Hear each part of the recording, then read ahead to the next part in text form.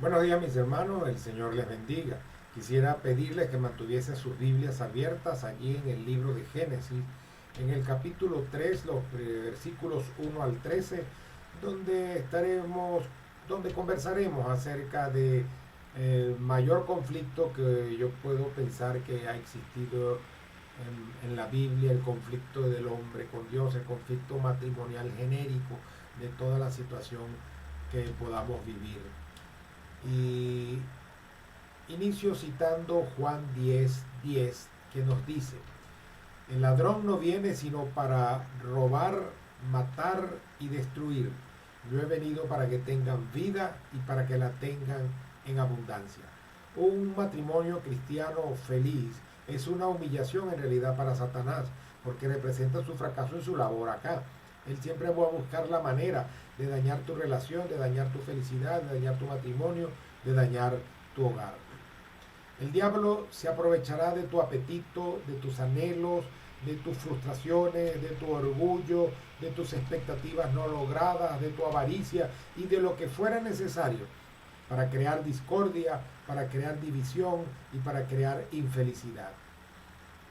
La Biblia nos dice en Primera de Juan el capítulo 2, el versículo 16, porque todo lo que hay en el mundo, los deseos de la carne, los deseos de los ojos y la vanagloria de la vida no provienen del Padre, sino del mundo.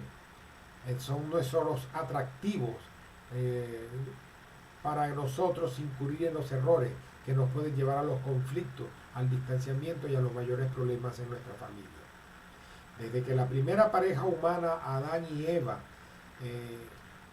entraron allá en conflicto con el Creador, pareciera que vivimos en un constante conflicto matrimonial. Pareciera que los conflictos no cesan en nuestras vidas. Pero es necesario recordar que el conflicto es normal, y es normal porque somos diferentes, un hombre y una mujer, y ahí no genera conflicto. Que uno use una parte del cerebro más que el otro, eso otro genera conflicto. Que tengamos una formación, una educación, un hogar de procedencia diferente, ya eso genera conflicto. Que tengamos un temperamento, una personalidad, un carácter diferente, eso no genera conflicto. Ahora, el conflicto es normal, pero el conflicto puede ser destructivo si no es manejado correctamente. Así que hoy les presentaré la progresión de errores que llevaron a esa primera pareja humana a ese desastre final que hemos conocido como la caída del hombre. En primer lugar, fue el descuido de la otra persona. En segundo, fue el prestar atención a una voz distinta a la del cónyuge o a la de Dios. En tercer lugar, fue mirar lo prohibido, mirar lo que no se debe. Y en cuarto lugar, no asumir las responsabilidades. Detallemos entonces.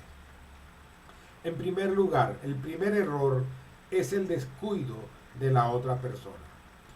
En Génesis 2:18 dice la Biblia, dijo además Jehová, Dios, no es bueno que el hombre esté solo, le haré una ayuda idónea para él.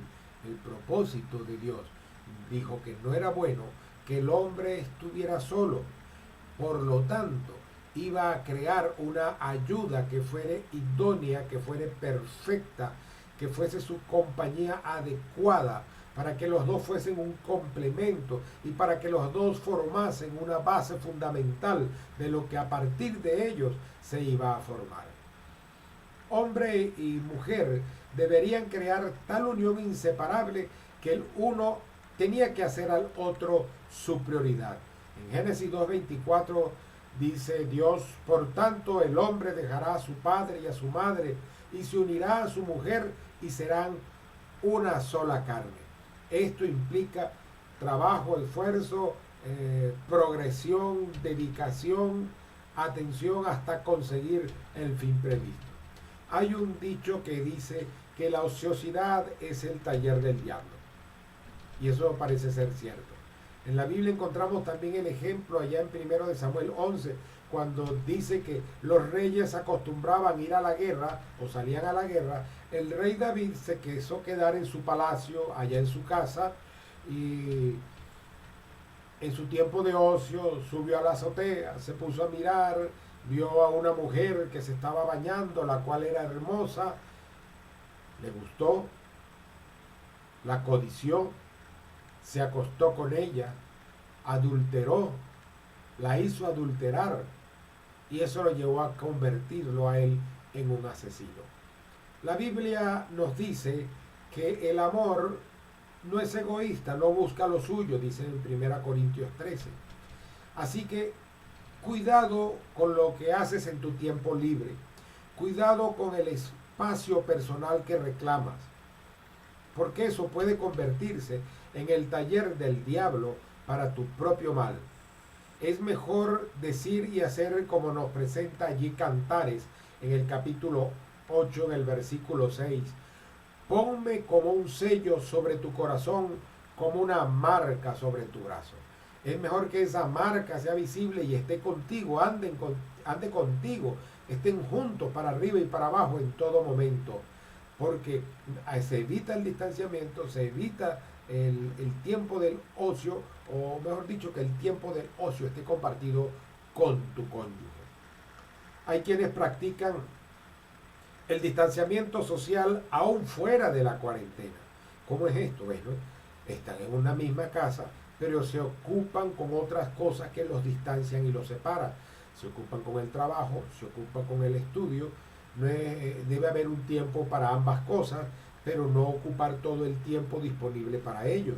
Se ocupan con amigos, se ocupan con compañeros. Hay quienes dicen, yo necesito salir con mis amigos, yo necesito una tarde de chicas, pueden decir algunas mujeres. Así que se ocupan con sus amigos y sus compañeros, robando el tiempo que legítimamente le corresponde a la otra persona. Se ocupan con entretenimientos en los cuales no participa el cónyuge. Por ejemplo, a mí me gusta jugar dominó. Tal vez me gusta jugar más de lo que yo pueda saber y tal vez juego más dominó en el poco tiempo que uno tiene y dispone, pero juego también con mi esposa dominó. En estos tiempos de cuarentena obligada por causa de la gasolina, por causa del virus, bueno, hemos aprendido a inventar juegos con el dominó para usarlos en nuestro propio tiempo de ocio. En este tiempo puede que se llegue a sufrir más que un distanciamiento social, se llega a un distanciamiento o una soledad emocional, porque no hay compartir con el cónyuge, no hay esfuerzo en mejorar la situación. Es el tiempo de comer juntos, pero hay un celular en la mesa. Suena el celular y en lugar de atender, de mirar a los ojos a tu cónyuge, de comer con él, con ella, de compartir lo bueno que esté la comida, vas a mirar lo que diga el celular, que puede ser cualquier ridiculez y cualquier cosa. Lo que va a hacerte es distanciarte y llevar al otro a una soledad emocional. Cada uno de nosotros puede llevar un tren de vida muy independiente que nos distancia, que nos separa, que nos aleja, y que el resultado es el descuido completo del otro, el descuido del cónyuge. El segundo error es escuchar las voces distintas.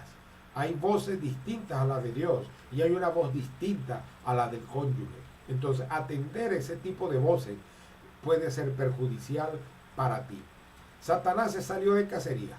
Él está de cacería. Dice la Biblia que él se disfraza. En 2 Corintios 11:14 dice que no nos maravillemos de esto, porque Satanás mismo se disfraza como ángel de luz. O sea que se puede disfrazar de buenas intenciones, se puede disfrazar de un aparente buen consejo, de una aparente compañía. Una de las cosas interesantes es que amigo es el ratón del queso. Si bien podemos tener amistades, pero yo como hombre, ¿qué necesito? Una amistad femenina con quien compartir.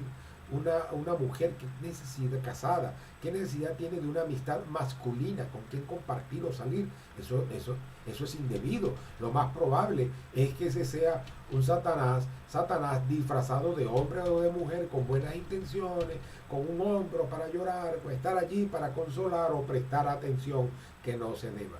Y dice la Biblia que él anda acechando buscando una oportunidad para destruir y para dañar. Primera de Pedro 5:8 dice, sed sobrios y velad. Vuestro adversario el diablo como león rugiente anda alrededor buscando a quien devorar. Y si consigue el tonto, lo atrapa y acaba con él. Veía en estos días un pedazo de un programa de Animal Planet, en lo cual salen unos leones donde hay allí cerca un grupo de antílopes, de otros animales que pueden ser presas para ellos, pero ellos no atacan en el momento.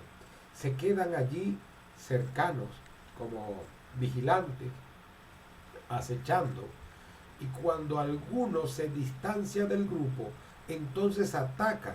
Y es allí donde aquel que se distanció, que se separó, aquel que tal vez pensó cualquier cosa, buscar un camino distinto, fue presa fácil para el león que estaba buscando a quien devorar.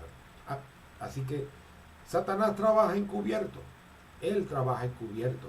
Porque si él se manifestase como fuese, como lo presentan algunos, rojo, rojito, con cacho, con un tridente, con una cola puntiaguda, entonces, hediondo azufre, oye, cualquiera se asustaría y huiría, pero por eso él se disfraza. Dice Apocalipsis 12:9, que ese dragón, la serpiente antigua que se llama Diablo y Satanás, el cual engaña a todo el mundo, porque ese es su trabajo, engañar, y al engañar destruye, y al destruir acaba con futuros, posibilidades y de todo, y después que el daño está hecho, ¿qué vas a hacer? Puedes venir arrepentido, pero el daño está hecho, tuviste una pérdida, y eso es difícil de sobrellevar. Esas voces distintas van a cuestionar a Dios, van a distorsionar o a sembrar dudas sobre la palabra de Dios, sobre la veracidad de la palabra de Dios. Que la palabra de Dios dice tal cosa y lo interpretamos de esta manera, pero si alguien no está de acuerdo, va a buscar cuánto comentario y cuánta persona pueda intervenir, así que después 30 personas pueden decir que esto es de esta forma, pero consigue un loco por allá que le diga que es de esta otra, y como eso se relaciona con lo que él tiene preconcebido, él da por cierto porque encontró uno que puede apoyar su propio pensamiento. Cuando Satanás tentó allí a Eva en el Edén, en ese capítulo 3, en el versículo 1, él le dijo, de verdad Dios os ha dicho, no comáis de ningún árbol del jardín. Fíjense, entró con una pregunta y distorsionó la palabra de Dios. Sin la atención del ser humano, Satanás es impotente, pero Eva le prestó atención y le dio respuesta y participó en una conversación en la cual no debía participar. La palabra de Dios también nos enseña allá en Santiago el capítulo 4, el versículo 7, someteos pues a Dios, resistid al diablo y él huirá de vosotros. Nuevamente, resiste, estando firme en lo que crees y sin prestarle atención a una voz distinta, y harás entonces que huya. Esas voces distintas van a contradecir la palabra de Dios, la van a negar abiertamente, pero van a contradecirla, van a sembrar la duda e irán poco a poco avanzando hasta que ya te tienen envuelto. Tú crees que estás en algo correcto y entonces desvelan la mentira que ya por costumbre o por hábito entonces la asume sin un mayor raciocinio y sin un mayor entendimiento de la verdad. En Génesis 3:4 dice que dijo la serpiente a la mujer, ciertamente no morirás, no morirás.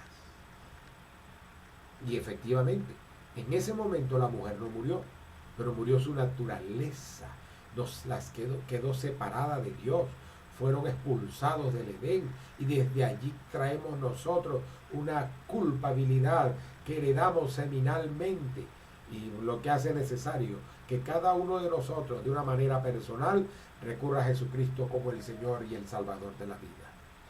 Esas voces irán o van haciendo un trabajo constante que puede llegar a ser acumulativo, y van a proponer sobrepasar a lo dicho por Dios, ofreciendo un bien imaginario por encima de lo ofrecido por Dios. Génesis 3:5. Es que Dios sabe que el día que comáis de él, vuestros ojos serán abiertos y seréis como Dios, conociendo el bien y el mal. Dice la Biblia en Proverbios 14:12, hay camino que al hombre le parece derecho, pero su final es camino de muerte, su final es camino de perdición, es camino de destrucción. Cuidado entonces con escuchar la voz indebida, porque esa voz indebida te puede alejar. ¿Tienes problemas? ¿Tienes problemas con tu matrimonio? ¿Tienes problemas con tu esposo, con tu esposa? No tienes por qué buscar, si eres mujer, el consejo de un hombre, si eres hombre, el consejo de una mujer. Busca uno igual a ti, alguien con experiencia, alguien que pueda ser un consejero real y no alguien que se pueda aprovechar de su situación, de tu condición o de tu vulnerabilidad para ser instrumento de Satanás y alejarte del propósito de Dios. El tercer error que nosotros aquí podemos encontrar es mirar lo que no se debe, considerar la posibilidad de hacer lo prohibido. Dice el versículo 6 de Génesis 3, entonces la mujer vio que el árbol era bueno para comer, que era atractivo a la vista y que era árbol codiciable para alcanzar sabiduría. Debemos hacer morir en nosotros todo aquello que no pertenezca a la vida cristiana. Y puede que nosotros tengamos apetitos, deseos que son contrarios a la palabra de Dios y que son los que nos toca a nosotros hacer morir. Dice en Colosenses capítulo 3, el versículo 5 y el 6, haced morir lo terrenal en vuestros miembros, fornicación, impureza, bajas pasiones, malos deseos y la avaricia, que es idolatría. A causa de estas cosas viene la ira de Dios sobre los rebeldes. Así que hay cosas que hay que hacer morir en nuestras vidas, cosas que prevalecen a nuestra pasada manera de vivir y debemos llevarlas crucificadas y decir como dijo Pablo, con Cristo estoy juntamente crucificado y ya no vivo yo, mas vive Cristo en mí. Hay cosas que ni siquiera deben pensarse en la vida de un cristiano. En Efesios capítulo 5, los versículos 3 al 4 nos dice, pero fornicación es inmoralidad sexual, y toda inmundicia o avaricia, ni aun se nombre entre vosotros como conviene a santos, ni palabras deshonestas, ni conducta indecente, ni tonterías, ni bromas groseras, cosas que no son apropiadas, sino más bien acciones de gracias. Debemos enfocarnos en cosas que sean superiores, cosas que sean superiores. Dice Colosenses, también trae los primeros 3 versículos, si pues habéis resucitado con Cristo, buscad las cosas de arriba, donde está Cristo sentado a la diestra de Dios. Poned la mira en las cosas de arriba, no en las de la tierra, porque habéis muerto y vuestra vida está escondida con Cristo en Dios.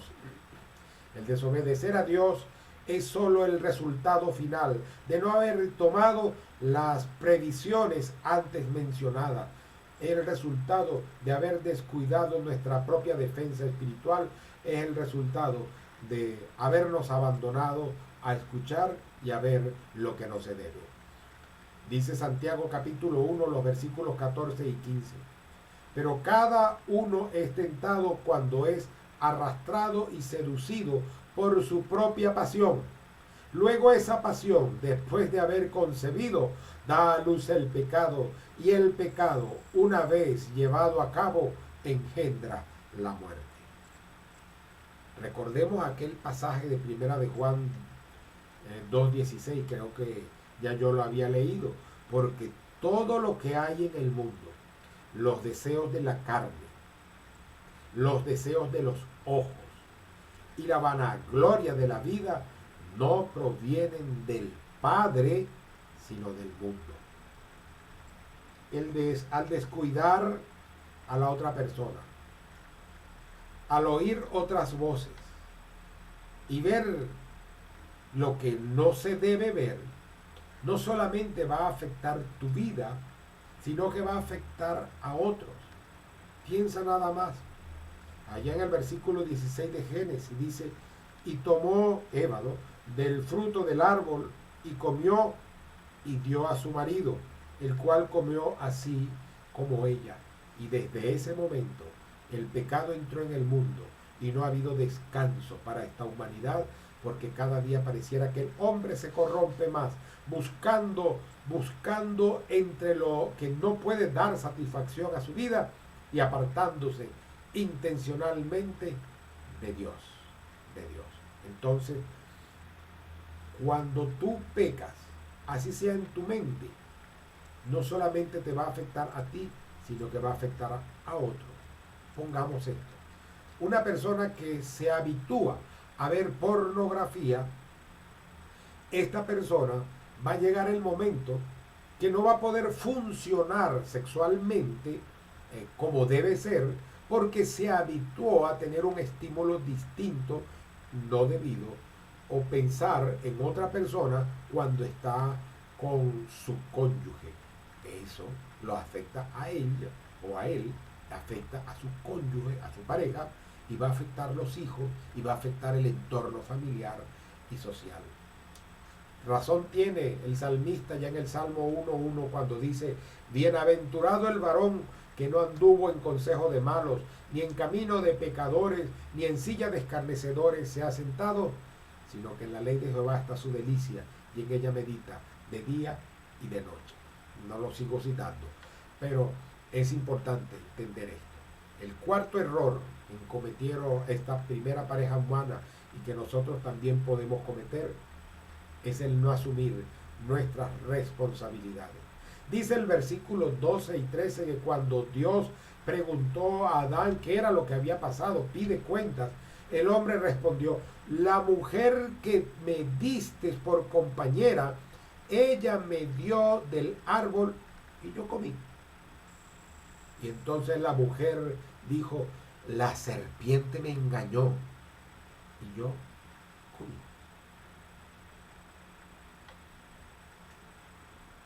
Los dos eludieron la responsabilidad. Los dos admitieron haber comido, pero nos dijeron, tuve culpa. Dios nos da responsabilidades y va a pedirnos cuenta.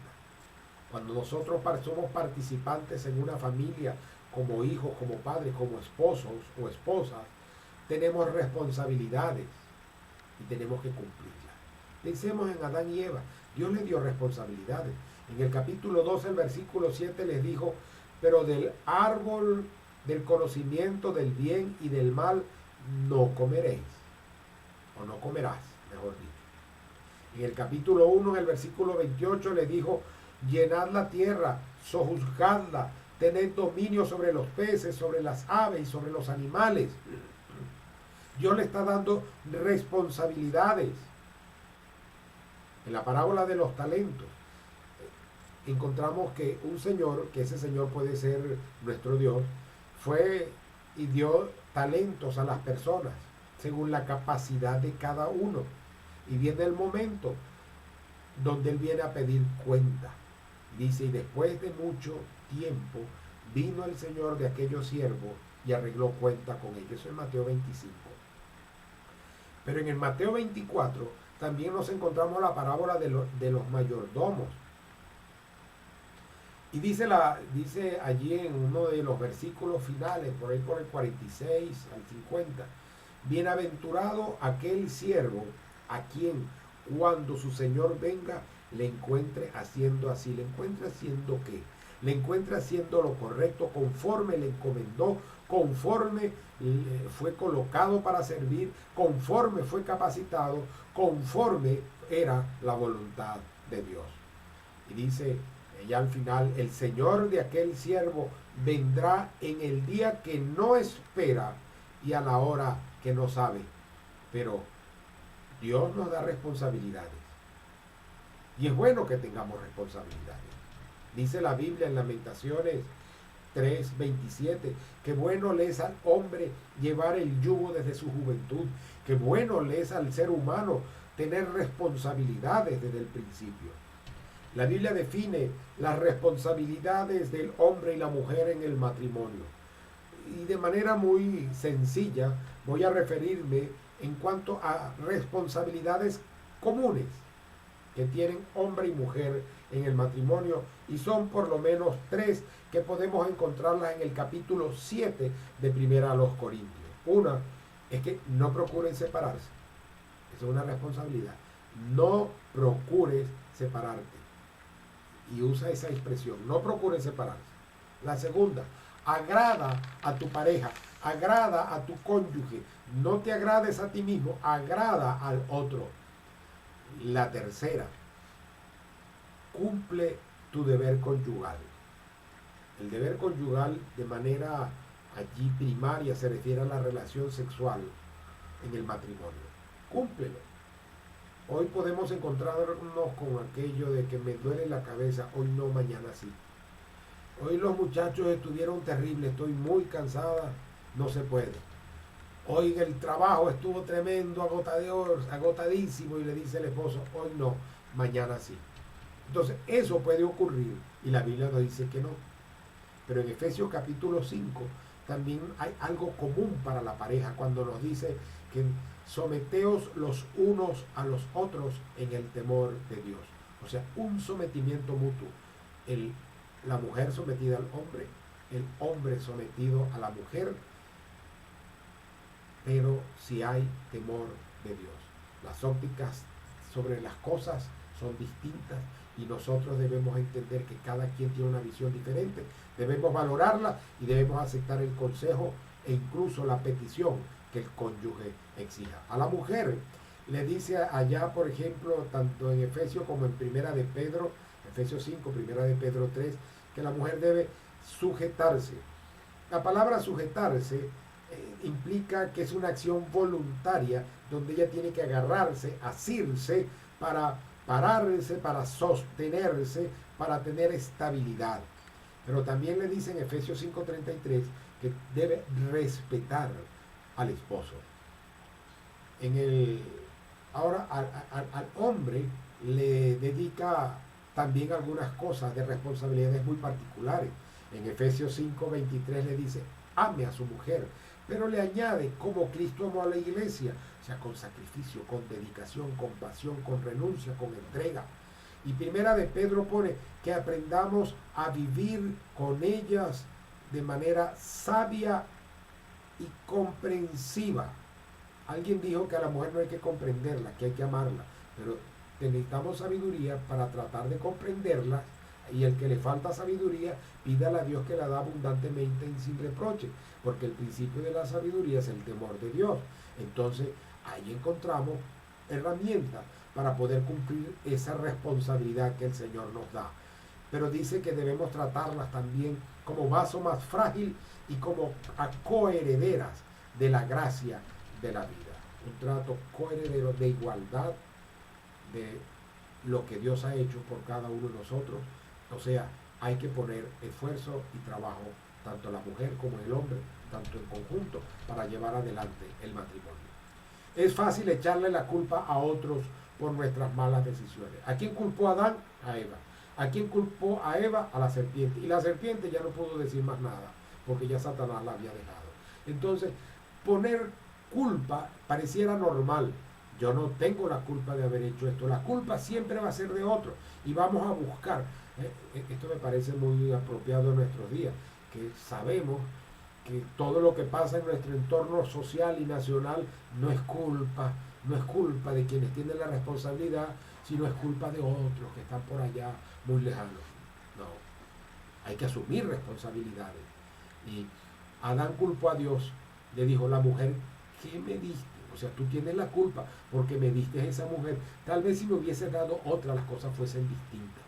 Ahora, ¿es Dios culpable de nuestros problemas? Erróneamente algunos han pensado que hemos sido destinados por Dios, unos para llevar una vida correcta y otros para llevar una vida incorrecta. A fin de cuentas, Dios sería el culpable de lo bueno y de lo malo que hacemos, porque esa fue la vida que Dios quiso que nosotros tuviéramos. Eso es mentira. Dios nos creó a nosotros con la capacidad de elección y de sujetarnos a Él y a su voluntad. Así que cada quien toma el camino que decide, toma la decisión que cree más correcta, pero tiene que aprender a asumir sus consecuencias y a ser responsable por lo que hace. La mujer culpó a la serpiente. La serpiente me engañó. Yo andaba inocente por allí y ella me engañó. Ahora, somos sin culpa. Todo lo que nos pasa es culpa de Adán y Eva. Ellos introdujeron el pecado, pero nosotros somos responsables de vivir bajo el pecado, de vivir bajo el dominio de Satanás o de vivir para ir en contra de los preceptos divinos. Así que cada uno de nosotros debe tomar sus propias decisiones y ser responsables ante ellas. Nadie va a tomar una decisión por ti para que tú estés en la presencia de Dios eternamente ya en el cielo. Si bien Jesucristo murió en la cruz del Calvario, conociéndote y sabiendo que eres pecador, y Él allí murió para ofrecerte una vida y darte salvación, pero depende de ti si aceptas o no el sacrificio que Él hizo. Él no te creó para que aceptaras el sacrificio a ti y para que tu hermano de sangre lo rechazara, no. Él nos creó a todos y Cristo murió por todos, como dice la Escritura, pero nos dio a nosotros la responsabilidad para decidir si aceptamos o no el camino que Él ha trazado a través de Cristo como Señor y Salvador, y decirle: perdona nuestros pecados, me arrepiento, soy pecador y soy culpable y entrego mi vida a ti. No somos sin culpa, no somos sin culpa. Interesante fue que ni Adán ni Eva admitieron su culpa. En nuestros problemas matrimoniales tenemos que admitir nuestra culpa y tenemos que aprender a pedir perdón.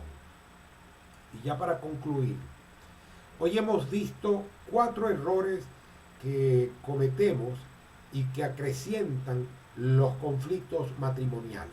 El primero de ellos es de descuidar o desatender al cónyuge. Lo descuidamos y lo desatendemos porque nos encerramos en otra cosa, y acuérdense que el otro tiene una perspectiva y tiene un deseo que tú tienes que aprender a llevar.